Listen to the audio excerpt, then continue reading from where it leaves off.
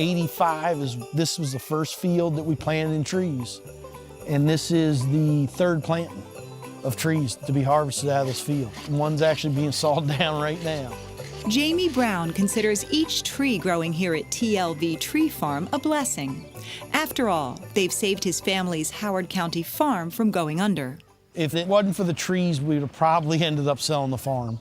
I would think that there was no money. We either rented it and that wouldn't have paid the taxes with rent, so it would end up, we'd have lost the farm. This land in Glen Elg has been in the Browns' family since 1886. Jamie's mother, Linda, remembers back when dairy cows dotted fields now covered with blue spruce and white pine.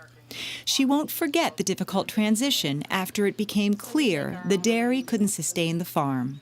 I think my husband felt like he was letting down the generations ahead of him that milked cows. When we sold the cows, it was devastating.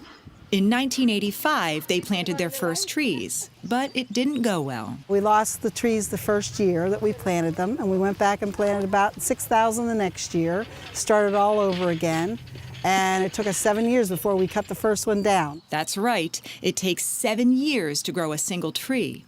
To make ends meet, they had to find work off the farm. But Jamie's glad his parents stuck with it. The 90-acre farm is now home to more than 60,000 trees. They also grow hay, corn, pumpkins, and vegetables. The perseverance of my parents to keep it going was unbelievable. So, and here we are today. I'm living and my mom's both living off the farm. The farm is actually doing what we wish it would have done in the dairy business, and it didn't. Now, hundreds of families make the trek here each year to cut a tree, enjoy some farm-fresh food, and, of course, see Santa. He's been our Santa for 16 years. We purchased the antique sleigh, and he's been sitting in that sleigh for quite a few years now. And as the children line up to sit on Santa's lap at TLV Tree Farm, over in Anne Arundel County, something colorful is lining the greenhouses of Greenstreet Growers. For more than 15 years, Ray Greenstreet has been raising a very hard-to-grow holiday favorite here on his 65-acre farm, poinsettias. Poinsettias are a little bit of a challenge for a grower. It's a long crop. Most crops are about 6 to 12 weeks.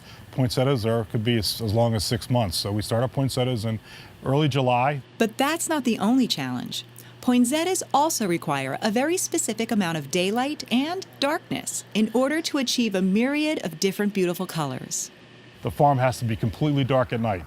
No tractor lights, no car lights, no security lights. It's dark here, and that's what makes them bloom. But Ray says once the plants get to the customer, the rest is simple. But sometimes they're scared about taking care of it because there's all these rumors about how hard it is.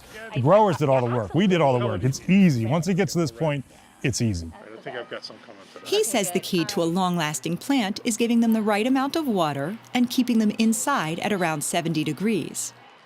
The biggest thing is when you leave our establishment or anywhere else, they should be in some kind of plastic or paper sleeve.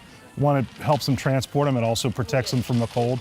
Don't leave them in your car if you're going shopping, Christmas shopping that day. Buy your poinsettias at the end of the day, not at the beginning of the day. Back at the TLV Tree Farm, the sound of a chainsaw signals the end of the holiday season. Jamie's about to start exercising. We call it chainsaw squats because you got to squat down to cut that stump off. We want to keep it within an inch or two of the ground so that the mower can go over top of it without messing it up. That tree is actually a call tree. It doesn't look good on the top. So we're going to call it out and give these other ones a little more room to grow.